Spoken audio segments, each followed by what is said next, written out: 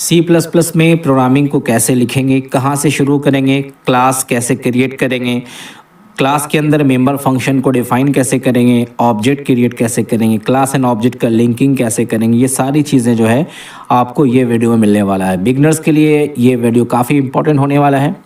आपको चाहिए कि आप वीडियो को पूरा वॉच कीजिएगा। अगर आपका सेमेस्टर में ये पेपर है सी प्लस प्लस या फिर कंपटीशन एग्ज़ाम के लिए या फिर 12th क्लास के आप स्टूडेंट हैं, तो आपको ये चीज़ें जाननी होंगी कैसे सी प्लस प्लस में प्रोग्रामिंग करते हैं।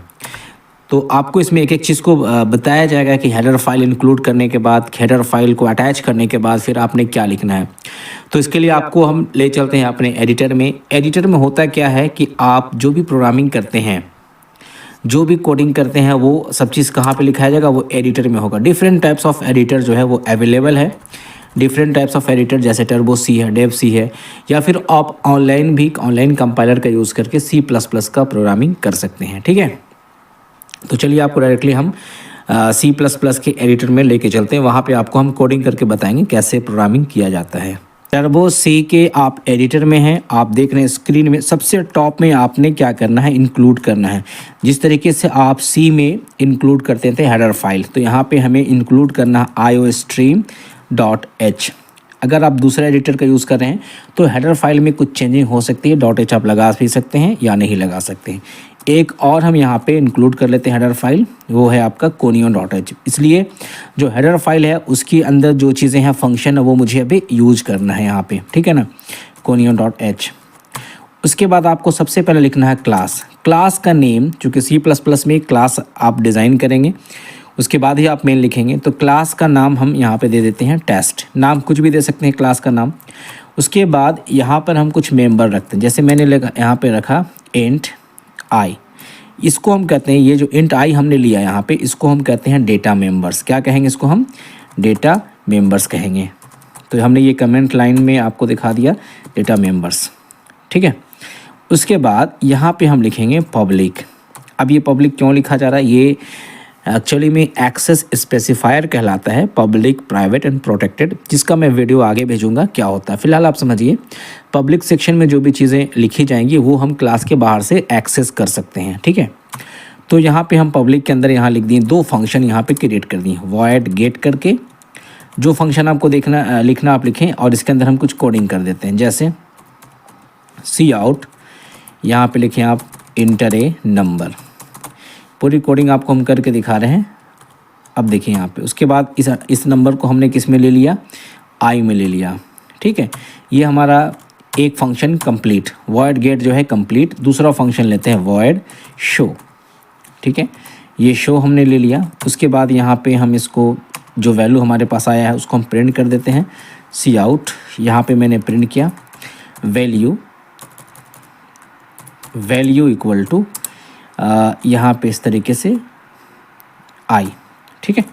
तो ये सी आउट सी इन से आपको समझ में आ गया होगा। सी आउट से मैसेज को डिस्प्ले करते हैं, और सी इन से जो वैल्यू यूज़र के द्वारा दिया जाता है उसको हम एक्सेप्ट करते हैं किसी न किसी वेरिएबल में। तो इस प्रोग्राम में जो वैल्यू दिया जाएगा उसको हम किस में लेंगे, आई में लेंगे, और उसी आई को हम यहाँ पे प्रिंट कर दे रहे हैं। अब यहाँ से हम क्लास को बंद कर देंगे। अब देखें क्लास जहाँ पे खुला था, ये देखिए कर्ली ब्रेसेस यहाँ काउंट करें, ये क्लास यहाँ पे ओपन हुआ है और यहाँ पे क्लोज हुआ। तो क्लोज करने के बाद आपने सेमीकोलन देना है।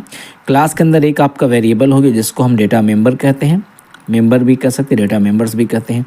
उसके बाद पब्लिक, चूँकि हमें बाहर से यूज़ करना, मेन के बाहर से, तो पब्लिक के अंदर हमने दो फंक्शन बनाए यहाँ पे, गेट और शो।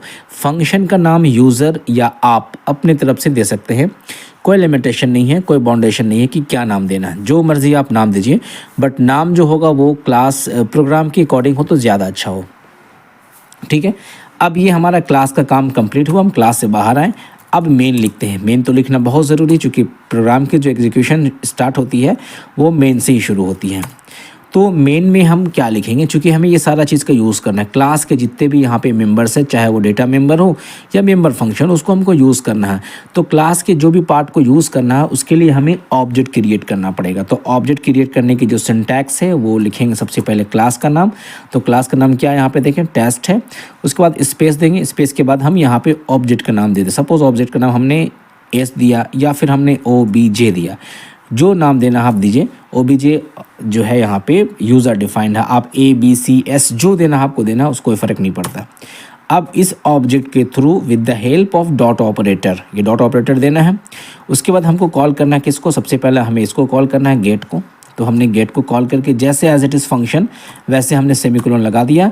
उसके बाद नीचे हमको लिखना है OBJ डॉट शो। ये दोनों को हम लोग कॉल किए यहाँ से। कॉल करने के बाद यहाँ पे हम फिर गेट CH दे के प्रोग्राम को बंद कर दिए हैं, ठीक है। उसके बाद यहाँ बंद हो गया प्रोग्राम। ये हमारा कंप्लीट प्रोग्राम हो गया। देखिए मेन के अंदर कोडिंग बहुत कम हुआ, बाकी जितनी कोडिंग है वो मेन के बाहर, यानी सारे कोडिंग और क्लास के अंदर हुआ। क्लास इसीलिए C++ में क्लास, जो C++ का मेन प्रोग्राम शुरू होता है वो क्लास एंड ऑब्जेक्ट से ही शुरू होता है। हालांकि बिना क्लास ऑब्जेक्ट का भी हम प्रोग्राम बना सकते हैं, बट जो ऑब्जेक्ट ओरिएंटेड जो कि C++ है, इसलिए हमें क्लास और ऑब्जेक्ट का यूज़ करके प्रोग्राम को बनाना है। धीरे धीरे आप समझिएगा तो आपको हर एक चीज़ समझ में आएगा, बट वीडियो को अच्छे से देखें, समझने की कोशिश करें और अपने लैपटॉप सिस्टम इसको रन करने की कोशिश करें। स्टार्टिंग आपका छोटा क्वेश्चन होगा, फिर धीरे धीरे आप जैसे आपको समझ में आने लगे आप उसको बड़ा कीजिए। नेक्स्ट स्टेप क्या, कोडिंग लिखने के बाद इसको हम रन करते हैं या कंपाइल करते हैं। तो हमने यहाँ प्रेस किया, एरर कहाँ पे मिसिंग है, यहाँ पर सेमीकोलन जो है यहाँ पे मिसिंग है। तो जब कंपाइल करते हैं तो एरर हमें बता देता है। तो यहाँ पे हो गया हमारा इंटर ए नंबर, हमने डाला 6 और यहाँ पे देखिए वैल्यू इक्वल टू 6। तो एक बार यहाँ थोड़ा सा हम इसको नीचे कर देते हैं ताकि आपको क्लियर दिखे, यहाँ पे /n। अब जैसे रन करेंगे तो यहाँ देखिए आपको दिखा इंटर ए नंबर, तो हमने डाला 12 और हमारा आंसर आया 12। हम चाहे तो यहाँ पे एक क्लियर स्क्रीन भी रह सकते हैं, चूँकि टर्बो सी में क्लियर स्क्रीन का डिमांड करता है, CLRSCR, ये हो गया क्लियर स्क्रीन। अब देखें यहाँ पे इंटर ए नंबर, सपोज हमने डाला 100 और ये 100 प्रिंट हो गया। तो आप देखेंगे, फोकस करेंगे, सारा लेने देने का काम जो हो रहा है ना वो क्लास के अंदर हो रहा है। गेट के अंदर हो क्या रहा, इंटर ए नंबर। जैसे हम प्रोग्राम रन करें सबसे पहले मैसेज यही आ रहा है, चूँकि हम रन क्या किए सबसे पहले OBJ.get, जैसे गेट को कॉल किया गया, गेट यहाँ पहुँच गया, यहाँ देखा इंटर ए नंबर, जो नंबर हमने डाला वो किस में आ गया, वो नंबर आपको I में आ गया, ठीक है। उसके बाद फिर हमने कॉल किया क्या OBJ.show, जैसे शो में किया तो यहाँ नंबर देख रहा है, प्रिंट कर I, तो I में जो भी वैल्यू होगा वो प्रिंट कर दिया। ये एक क्वेश्चन हो गया, ठीक है। अब और किस तरीके से इसको बना सकते हैं वो भी मैं दिखा रहा हूँ। इसमें चूँकि आपने देखा जो क्लास के अंदर जो फंक्शन है उसको हमने अंदर के साइड में कोडिंग किया। अब अगर आपको क्लास के बाहर कोडिंग करना है तो क्या करना पड़ेगा, इसी को हम चेंजिंग कर देते हैं यहाँ से। फ़िलहाल मैं इसको यहाँ से हटा देता हूँ और यहाँ इसको हम इस तरीके से बाहर कर दिए। तो यहाँ पे फंक्शन तो डिफ़ाइन करना होगा, फंक्शन डिफ़ाइन कर देते हैं सिंपल। यहाँ पे मैंने डिफ़ाइन किया void गेट, और कोई कोडिंग यहाँ पे नहीं करना है, दैट सेमीकोलन करके बाहर void show, ठीक है। ये सेमीकोलन करके बाहर हो गया। अब हमारा क्लास यहाँ पे बन गया है, यहाँ पे क्लास जो है ये हमारा क्लास बन गया, ठीक है। अब हमको कोडिंग को बाहर करना है, तो बाहर करने की जो प्रोसेस उसको हम कहते हैं आउटसाइड द क्लास, यानी जो कोडिंग हो रही है आउटसाइड द क्लास। तो क्लास का नाम क्या है, टेस्ट है। उसके बाद हमें ये डबल कोलन प्रेस करना पड़ेगा, तो इसको हम कहते हैं स्कोप रेजोल्यूशन ऑपरेटर, राइट। अब यहाँ पे गेट फंक्शन लगा दिए, नीचे आ गए, यहाँ पे इसको हमने खोला। सेम कोडिंग जो आपने लिखा था पहले उसी को यहाँ पे लिखिए, बहुत ज़्यादा लेंदी नहीं है बट कोशिश करेंगे तो हो जाएगा। इंटर, यहाँ पे सेम कोडिंग है तो यहाँ पे /n देते हैं ताकि नीचे दिखे इंटर ए नंबर, ठीक है। ये हो गया। उसके बाद यहाँ पे सीन करेंगे, यहाँ पे आपका जो I आपने डिफाइन किया I हो गया यहाँ पे, राइट। यहाँ पे हमने इसको ऐसे कर दिया। अब यहाँ पे दूसरा फंक्शन लेते हैं void टेस्ट, इस यहाँ पे डबल कोलन हमने दिया और यहाँ पे हमने कर दिया शो, ठीक है। यहाँ पे हमने सी आउट किया और यहाँ पे हमने वैल्यू को प्रिंट कर दिया, वैल्यू इक्वल टू यहाँ पे I प्रिंट हो गया, राइट। यहाँ पे इसको हमने बंद किया। ये हो गया, इसकी कंप्लीट हो गई काम। यानी हमने फंक्शन को कहाँ डिफाइन किया, कोडिंग कहाँ पे किया हमने, बाहर।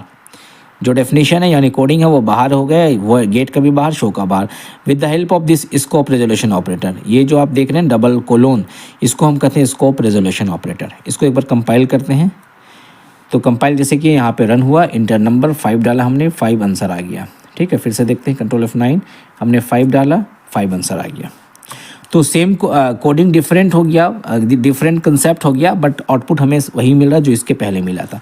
अब अगर आप जानना चाहते हैं इसकी यूजेस क्या, बाहर क्यों हमने डिज़ाइन किया बाहर, तो दोनों प्रोसेस है, कभी इसकी ज़रूरत पड़ेगी कभी उसको। तो चूँकि अभी आप बिगिनर्स है, फर्स्ट प्रोग्राम आपके लिए, तो आप बाद में समझेंगे क्या। अभी आपको समझना है कि क्लास के अंदर कैसे कोडिंग किया गया है और क्लास के बाहर कोडिंग कैसे किया गया, दोनों तरीके से हमने आपको बता दिया। अब आप चाहें तो यहाँ पे कुछ एक्स्ट्रा डेटा मेंबर ले सकते हैं, जैसे यहाँ पे मैं दिखाता हूँ कैर, यहाँ पे आपने नेम ले लिया और यहाँ पे इसमें हम 20 कर दिए, ये एक नाम भी हो जाएगा। और यहाँ पे हम कर देते हैं यहाँ पे सी आउट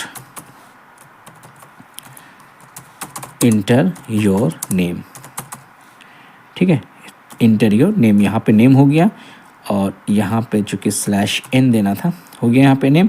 अब नेम को हमने किस में लेना है, सीन, और लेना है नेम हमको किस में, नेम पे लेना है। ये जो हमारा वेरिएबल ऊपर देखिए सबसे टॉप में हमने जो वेरिएबल लिया है, यहाँ पर देखिए ये वाला है वेरिएबल, ये हो गया आपका नेम, राइट। तो दोनों हो गया, नेम भी हो गया हमने और नंबर भी ले लिया हमने, इसको बंद किया। अब शो में आके हमको क्या करना, प्रिंट कर देना है,